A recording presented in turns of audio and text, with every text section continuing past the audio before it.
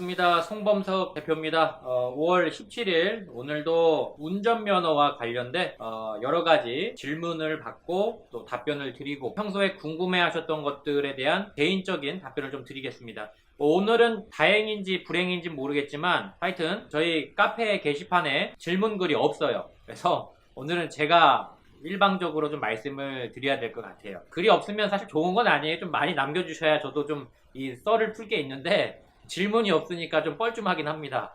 제발 질문 좀 많이 남겨주십시오. 자, 오늘은 임시운전 면허증과 국제운전 면허증에 대해서 좀 얘기를 해볼게요.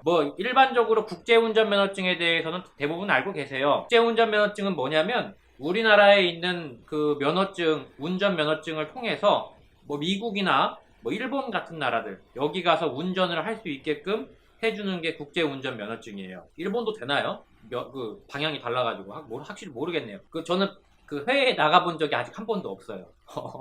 일하다가 해외에 나갈 시간이 없습니다. 솔직히 말씀드리면 나가면 마음 먹으면 나가죠. 그 정도 차비는 있습니다만 나갈 수 있는 어떤 그런 시간적인 여유도 없고 스스로 저를 좀 그렇게 살려고 마음을 먹고 있습니다. 해외에는 한 45살 정도에 한번 나가볼까 생각 중이에요. 자, 어쨌든 각설하고요. 국제운전 면허증이라고 하는 것은 좀 보고 읽을게요. 다 못 읽으니까. 자동차 운전면허를 소유한 나라 외에 다른 국가에서도 운전을 할 수 있게끔 하는 제도다. 한국과 운전면허 상호 인정 국가에서만 가능해요. 그거 가지고 남극 가서 운전하고 그러면 안 됩니다. 물론 남극이 국가는 아니지만. 그래서 상호 인정 국가는 2018년 12월 기준으로 135개국이라고 합니다. 운전면허 상호 인정 협정이 있어야 됩니다. 또는 MOU라고 하죠. 양해각서가 있어야 돼요. 협정에 의한 인정국이 25개국이고 경찰서 고시 상호주의에 따른 인정국이 110개국이다. 어쨌든 135개국에서 우리가 운전을 할 수 있다. 우리가 운전면허를 대한민국 것이 있으면. 자, 이는 국제협약인 제네바 협정, 굉장히 유명한 협정이죠. 제네바 협정 시험 문제 자주 나옵니다. 공무원 시험 볼 때도 많이 나오는 것 같아요. 제네바 협정 꼭 외워두시길 바랍니다. 제네바 협정에 의한 전화가 왔습니다. 잠깐만요. 네, 전화는 자다가도 받아야 됩니다. 하여튼 전화는 자다가도 받아야 돼요. 전화는 중요합니다. 자, 제네바 협정까지 했죠. 제네바 협약 가입국이 아니면은 이 국제운전면허증을 사용할 수 없다고 합니다. 이 운전면허 상호협약은 다른 나라에서 우리나라 면허를 인정을 해주는 거예요. 협약 가입국에서는 우리나라에서 발급받은 유효한, 여기서 중요한 거는 유효한입니다. 유효한 운전면허증을 가져갈 경우에 별도의 시험 없이 적성검사는 받아야 돼요. 적성검사만 받고 해당국의 운전면허로 교환, 발급을 해줘서 운전해도 된다. 이렇게 하는 것이 국제운전면허증이 되겠습니다. 제가 그러면 이 얘기를 왜 하고 있냐? 임시운전면허증, 그러니까 면허가 취소가 됐어요. 임시운전면허증 40일짜리를 받았습니다. 이 임시운전면허 기간 동안에 국제운전면허증을 교환, 발급할 수 있느냐? 이거를 제가 지금까지 50번 이상은 들었을 거예요. 이 업무하면서. 물론 50번이면 그렇게 많이 들은 건 아니에요. 많이 듣는 질문 같은 거 벌금 감비용은 한 1000번은 들었을걸요. 하여튼 그렇게 많이 듣는 질문은 아니지만 저도 사실은 그때 그냥 공사관에 물어보세요, 도로교통공단에 물어보세요 이렇게 얘기했는데 그렇게 말하다 보니까 제가 싫은 거예요. 제가 모르니까. 그래서 물어봤어요. 제가 경찰청 어디다가 물어봤지? 경찰청 교통국 교통기획과라는 데가 있습니다. 경찰청이면은 이제 경찰 집단 중에 가장 상위청입니다. 경찰청에다 물어봤고요. 교통기획과에 친절하게 알려주셨어요. 경찰관님들 감사드립니다. 매번 제가 정말 많이 괴롭히는데 매번 이렇게 친절하게 알려주셔서 정말 감사드려요.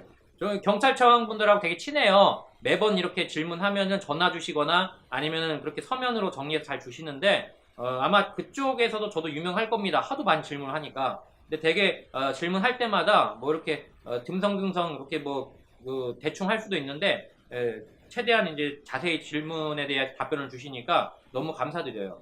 그래서 경찰청님들께 이 자리를 빌어서 경찰청님 좀 이상하다. 경찰청 직원분들께 이 자리를 빌어서 다시 한번 제 질문에 자세히 답변을 주셔서 감사드린다고 인사드리겠습니다. 자, 인사드립니다. 감사드리고요. 어쨌든 결론은 뭐냐면 임시운전면허증은 유효한 운전면허증이 아닙니다. 왜냐하면 취소가 예정이 돼 있기 때문에 이미 취소가 예정이 된 상태에서는 국제운전면허증이 발급이 안 된다는 것이 경찰청, 교통국, 교통기획과의 회신이었어요. 가장 상위청이니까 이 말이 맞아요. 그래서 유효하지 않기 때문에 국제운전면허증도 당연히 인정이 불가하다. 그러니까 취소가 될 예정이지만 아직 운전을 할 수 있는 기간인 과도기 상태, 즉 임시운전 면허 기간에도 그러니까 국제운전면허증은 발급이 불가능하다. 이게 답이에요. 결론적으로 운전면허가 취소 대상인 경우에는 운전면허 상호 협약 국가에서 운전이 불가합니다. 취소 예정이거나 취소 집행이 됐거나 임시운전면허증 기간까지 포함이 된다. 이렇게 회신을 받았습니다. 그래서 결론적으로 이제 임시운전면허 기간에 내가 해외에서 바이어를 만나야 된다. 임시운전면허증으로 국제운전면허증 운전이 가능하냐 이렇게 묻는 분들이 있는데 안 된다는 게 원칙입니다. 그렇게 답변을 드렸고요. 자, 그래서 오늘은 질문이 없는 관계로 이렇게 제가 최근에 질의를 해서 회신을 받은 사례에 대한 답변을 좀 이어갔습니다. 그리고 오늘도 이제 성공 사례를 좀 소개를 할까 해요. 자, 이 성공 사례를 소개하기 전에 항상 이제 좀 당부의 말씀을 드리는 것은 이 영상을 보고 있는 저희 의뢰인들께 드리는 게 아니라 음주운전에 반감을 갖고 계신 분들이나 또는 우리 기자님들, 저도 기자였습니다, 사실은. 그래서 기사 쓰는 거에 대해서는 잘 그 메커니즘을 알기 때문에 좀 부탁을 드리겠습니다. 자, 음주운전에 대해서 제가 주둔을 하고자 하는 게 아닙니다. 음주운전 나쁜 행위고 정말 처벌받아야 돼요. 얼마나 많은 사람들이 음주운전 때문에 죽거나 다칩니까? 저는 그것을 부인하는 건 아닙니다. 다만 음주운전에 있어서 국가가 만든 제도가 있어요. 생계가 곤란한 분들을 위해 만든 제도가 있고, 또 우리가 뭐 뉴스에 나오는 그런 심각한 사례들, 뭐 음주운전으로 사람이 죽었다든지 음주운전으로 사람을 치고 도망갔다든지 이런 사례들은 사실 통계를 보면은 전체 음주운전의 0.1%도 안 됩니다. 대부분은요, 잠깐 움직이다가 20m 움직이다 걸렸다든지 대리운전 기사가 이렇게 왔는데 잠깐 주차하다 걸렸다든지 이런 억울한 사례가 50%가 넘어요. 그래서 저는 억울한 사례를 통해서 이제 어떤 도움을 드리고자 하는 거지, 음주운전 자체에 대한 어떤 그 위법성 자체를 부인하고자 하는 게 아닙니다. 그러니까 그런 부분들의 오해가 있다면 좀 풀어주시고, 사고가 났고 사람이 죽었어요, 음주운전. 그걸 제가 막겠습니까? 그런 사건은 맞지도 않아요. 못해요. 사람이 죽었는데 어떻게 막겠습니까? 그런 심각한 사례가 있는가 반면에 어쨌든 조금 억울한 부분이 있고 참작할 만한 부분이 있으면 이걸 나눠서 봐야 된다는 겁니다. 이쪽 사례와 이쪽 사례는 달라요. 물론 이제 이렇게 제가 말을 해도 거기에 대해서 음주운전이 다 똑같은 죽일 놈이지 어떻게 다르냐 이렇게 얘기하는 분도 있을 텐데, 물론 이제 그렇게 생각할 수도 있겠습니다. 그래서 제가 좀 말을 하기가 좀 조심스러운 게, 음주운전에 대한 반감이 얼마나 큽니까 사회적으로. 그래서 제가 이런 말하면 또 욕이 들어와요. 근데 제가 꿋꿋이 하고 있는 거는 계속 그래도 국가가 만든 제도 아닙니까? 그리고 또 구제를 받는 분들, 생계가 곤란했다가 구제를 받아가지고 또 생계를 유지하시는 분들이 있기 때문에 그 보람감 때문에 하고 있습니다, 사실은. 뭐 말도 못합니다. 뭐 댓글들 보면은 저희 엄마 욕하는 거는 뭐 제가 그거는 애교예요. 요즘은 그냥 어머니 욕은 하십시오, 해도 돼요. 저희 엄마도 성깔이 있기 때문에 나중에 저희 어머니 만나면 아마 죽을 겁니다, 그분은. 네. 저희 엄마한테 아마 머리채 뽑힐 거예요. 저희 엄마 되게 무서워요. 네. 전라도 여자분들 되게 좀 성깔이 있습니다, 아시잖아요. 네. 그러니까 엄마 욕은 하셔도 되는데 나중에 저희 어머니 만나면 아마 어떻게 될지 모르겠습니다, 그거는. 여차가냐면 좀 보소. 니 오늘 나한테 뒤졌어. 확 창자를 빼갖고 젓갈 담가블란게. 그냥 입쳐 닫고 보기만 하라고. 연병한 소리 씹으러 쌓지 말고. 그러니까 그런 거는 이제 부모님 욕보다는 조금 논리적으로 저한테 좀 접근해서 이런 게 있으니까 이렇게 하시면 좋다라고 얘기하시면 저도 거기에 대해서 다원주의 아닙니까? 다원주의 국가. 이해합니다. 뭐 그런 음주운전에 대한 반감을 가졌다는 걸 뭐 제가 이해를 못하는 건 아니에요. 그러나 이제 무턱대고 막 인신공격하고 뭐 가족욕하고 이런 분들은 솔직히 좀 그래요. 그런 것들은 좀 지양해 주시고, 뭐 반감이 있다면은 그런 것들을 논리적으로 얘기를 하신다면은 뭐 저도 수긍이 되죠. 저는 언제나 다른 의견이 있다는 걸 인정을 합니다. 그리고 기자님들께도 제가 말씀을 좀 드리고 싶어요.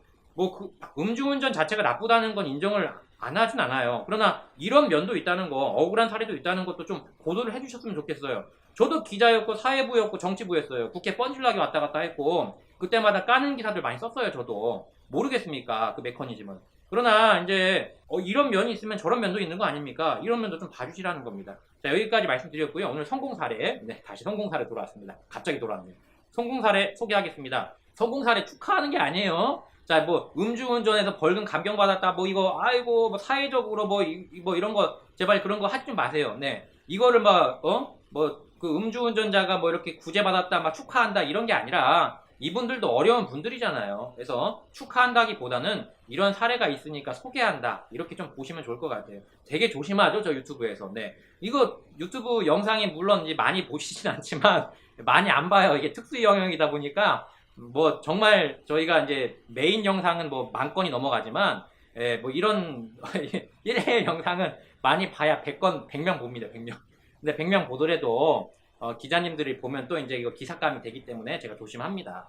그러니까 이걸 축하하는 게 아니라 성공 사례가 그냥 있다. 이런 제도가 있으니까 이렇게 좀 국가에서 만든 제도니까 이용을 해보셔라. 이런 개념이니까 또 음주운전자 뭐 구제받았다 축하한다 이런 거 아니에요. 좀 제발 그렇게 좀 보지 마세요. 자, 어쨌든 오늘도 100만 원 정도 감경이 되신 분이 있는데요. 그 사례 저희 지금 나갈 겁니다. 나가고 있나요? 네네네.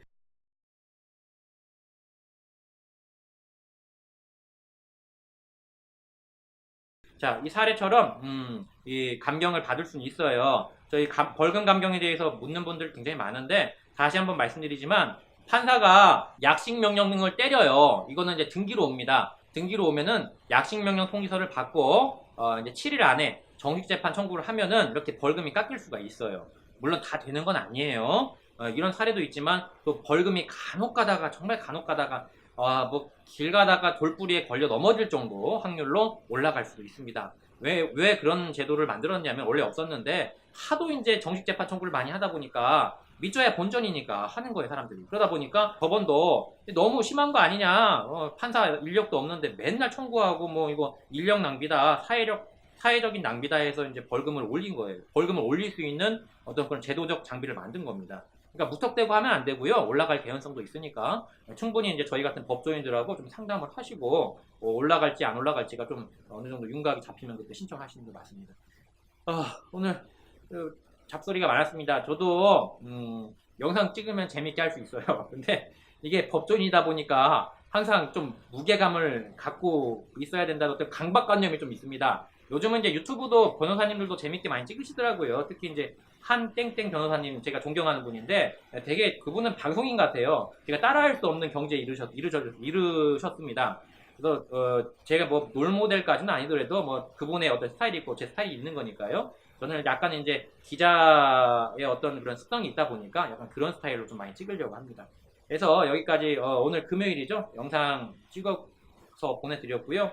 주말 잘 보내시고 질문 좀 많이 남겨주세요. 질문 남겨주시면 제가 반드시 영상으로 답변 드리니까 카페에 저희 카페 네이버나 다음에 모두 다 행정사 이렇게 검색하시면 카페 카테고리에 저희 카페 나오거든요. 거기에 질문 남겨주시면 제가 아는 한에서는 최대한 성실하게 얘기를 해드리고 제가 모르는 게 있으면 물어서라도 답을 드리고 있으니까 꼭 질문 남겨주십시오. 여기까지 송범석 대표였습니다. 감사합니다.